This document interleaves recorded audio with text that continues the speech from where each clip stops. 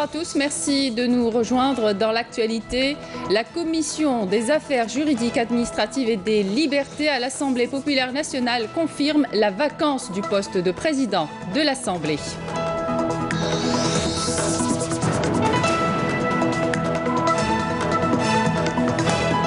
La deuxième étape de la 24e opération de relogement qui a été lancée hier au niveau de la wilaya d'Alger s'est poursuivie aujourd'hui dans la circonscription de Bouzaréa.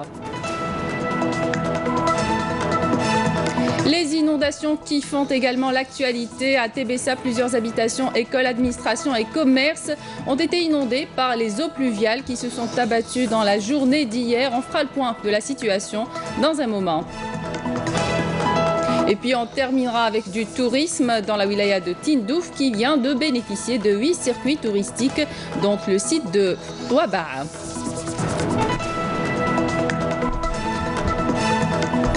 Bienvenue à tous. Je vous le disais en titre, la Commission des affaires juridiques, administratives et des libertés à l'Assemblée populaire nationale confirme la vacance du poste de président de l'Assemblée. La Commission a élaboré un rapport confirmant la vacance du poste de président de l'APN lors d'une réunion consacrée à l'examen de la saisine qui lui a été adressée par le bureau de l'Assemblée, lequel avait déclaré mercredi la vacance du poste lors d'une réunion d'urgence. À l'issue de la réunion, la Commission a indiqué dans son communiqué que tous les éléments juridiques de l'état de vacance sont réunis pour incapacité du président de l'APN à assurer ses fonctions du fait de son désaccord avec les députés et son refus de démissionner. Je vous propose d'écouter le président de la commission.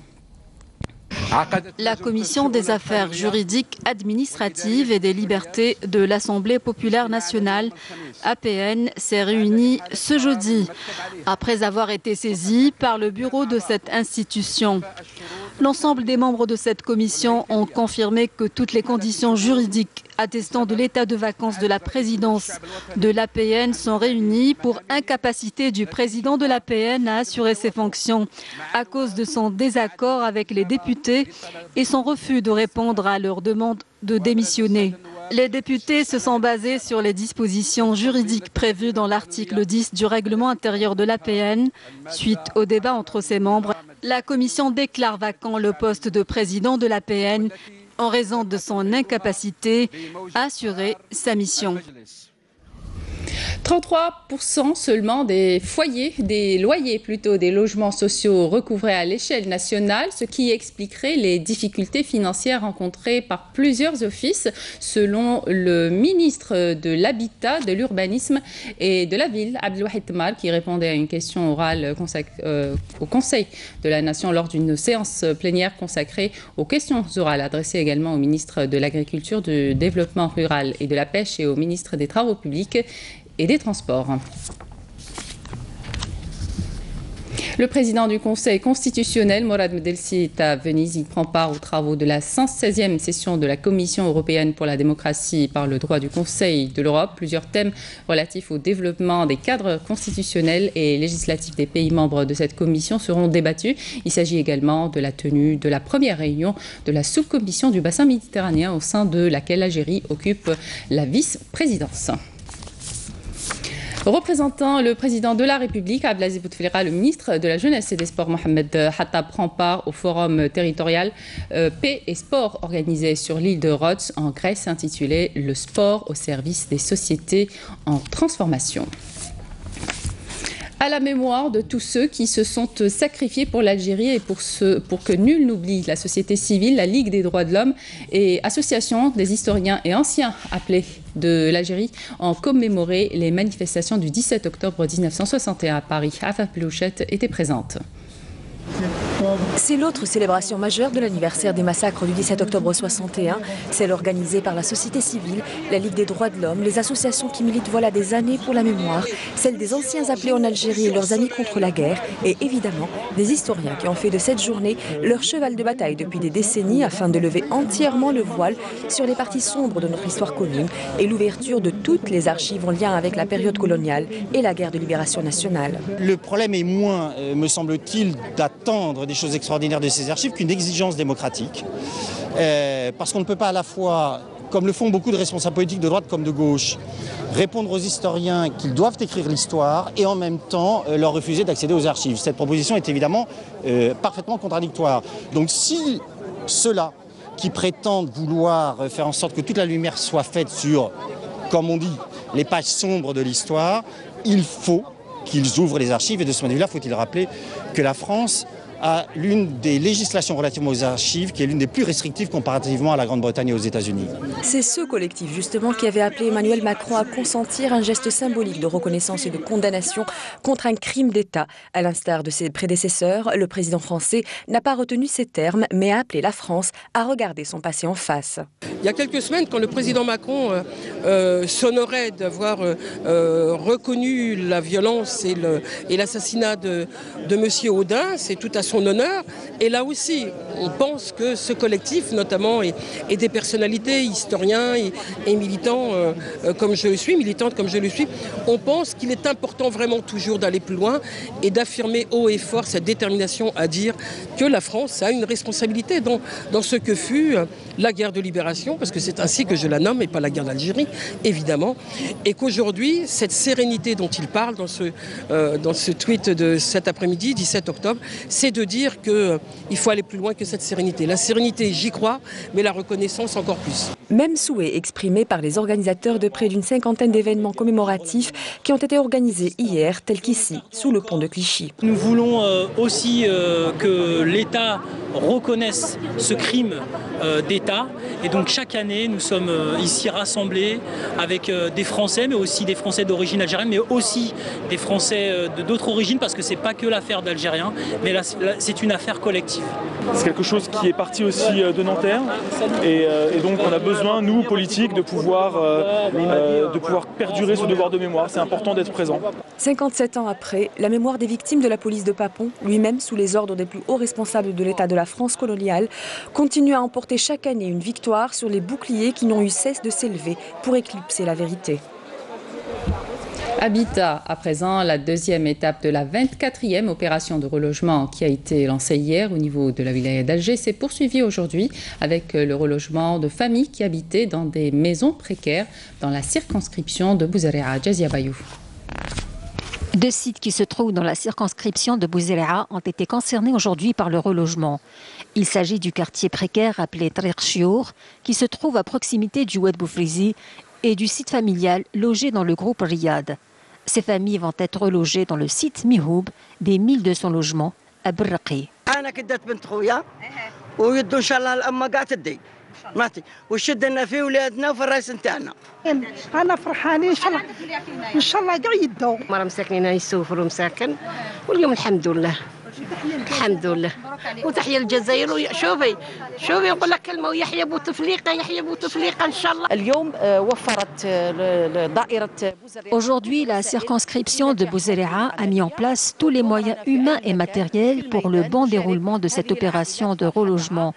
Et nous sommes là pour partager ce moment de joie avec toutes ces familles.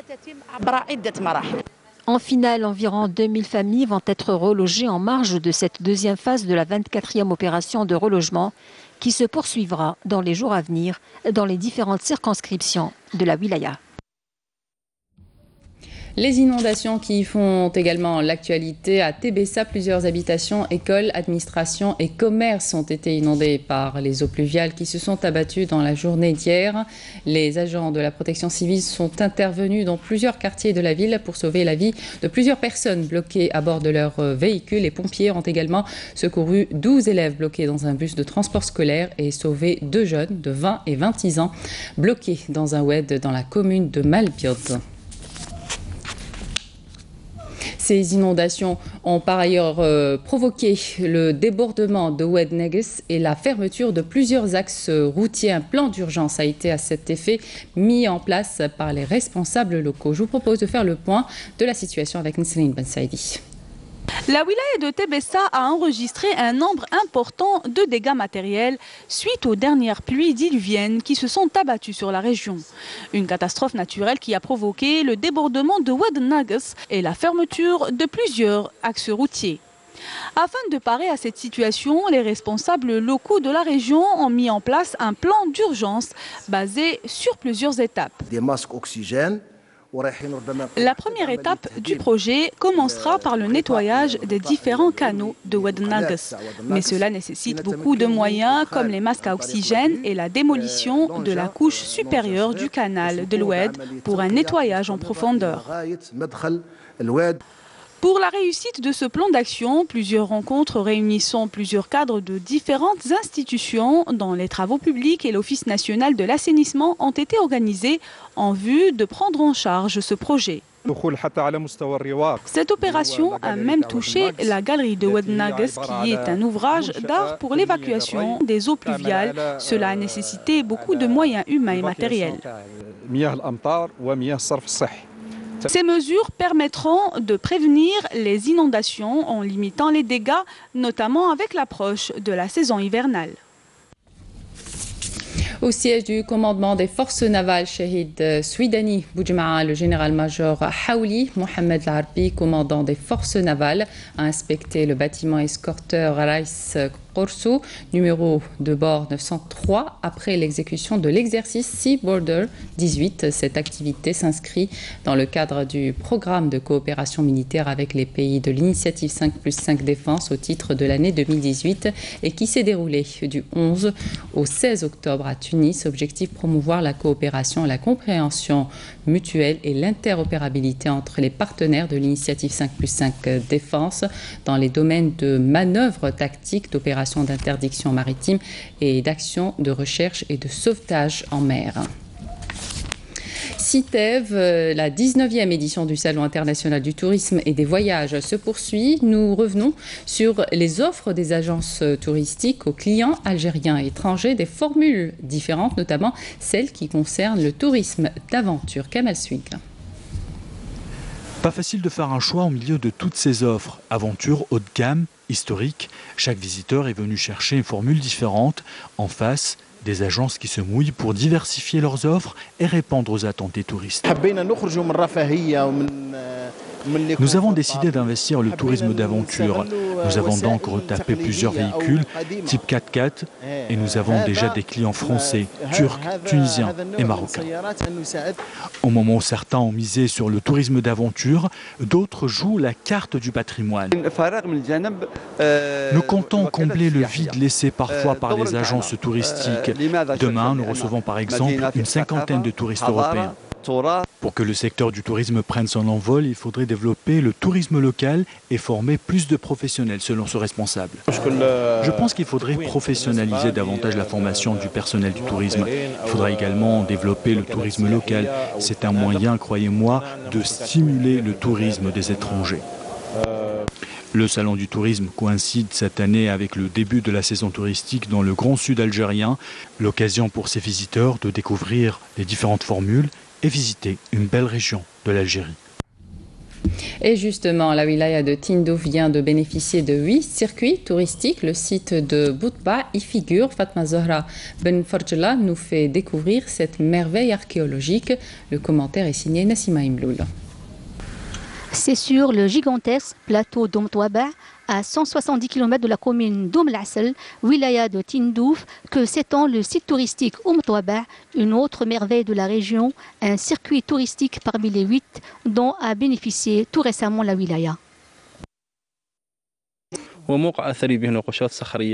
Ce site archéologique recèle des gravures rupestres qui démontrent comment vivait l'homme préhistorique qui a par exemple vécu dans les cavernes et utilisé les pierres.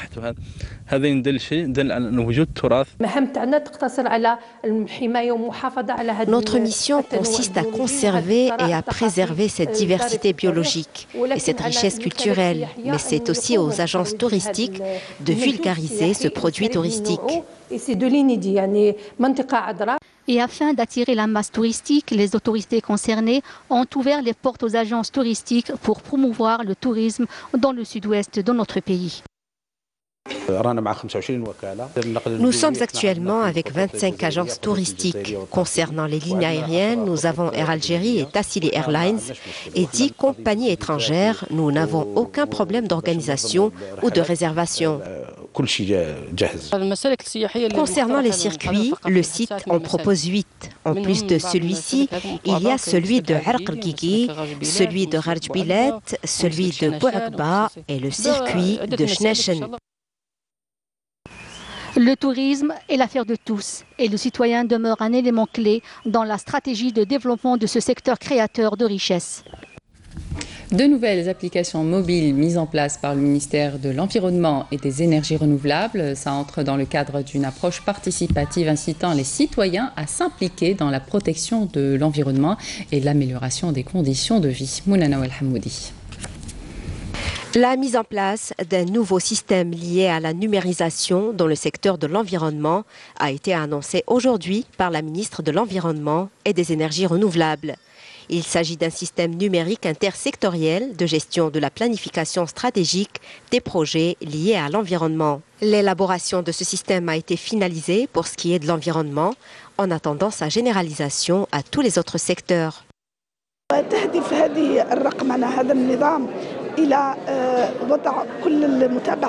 Ce système vise à suivre tous les projets liés au secteur de l'environnement et ce à travers la mise en place d'une plateforme de données, ce qui permettra un meilleur suivi et une meilleure évaluation des projets.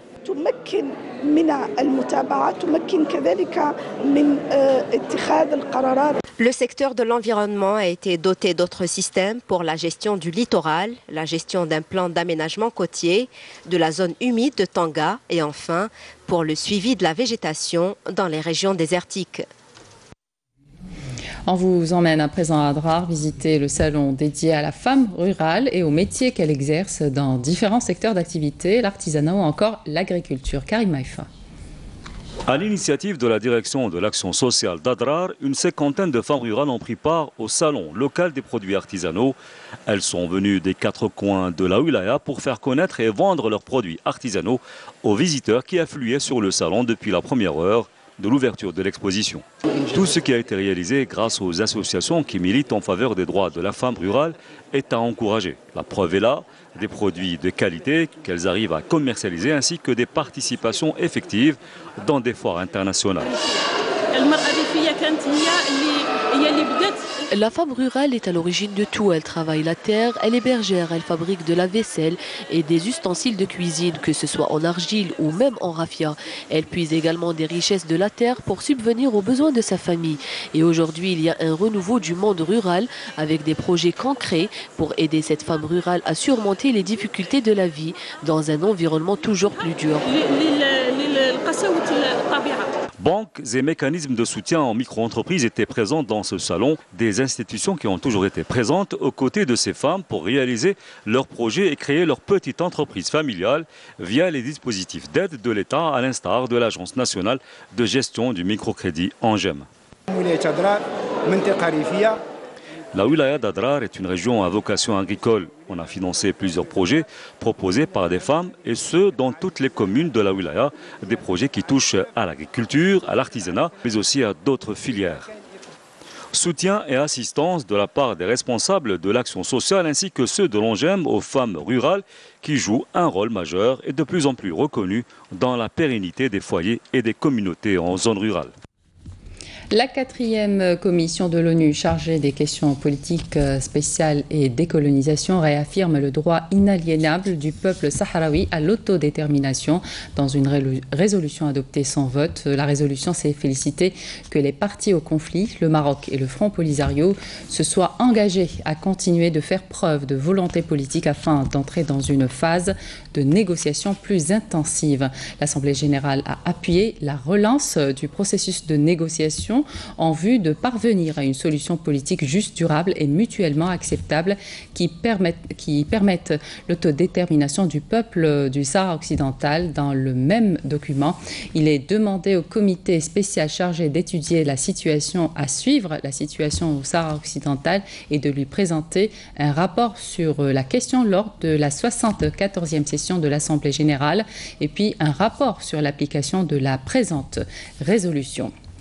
Un mot de sport pour terminer avec le programme de la 11e journée du championnat de Ligue 2 mobiliste de football prévu ce vendredi. L'USM El Harrach Aïsso-Chlef à 15h au stade du 1er novembre à Alger.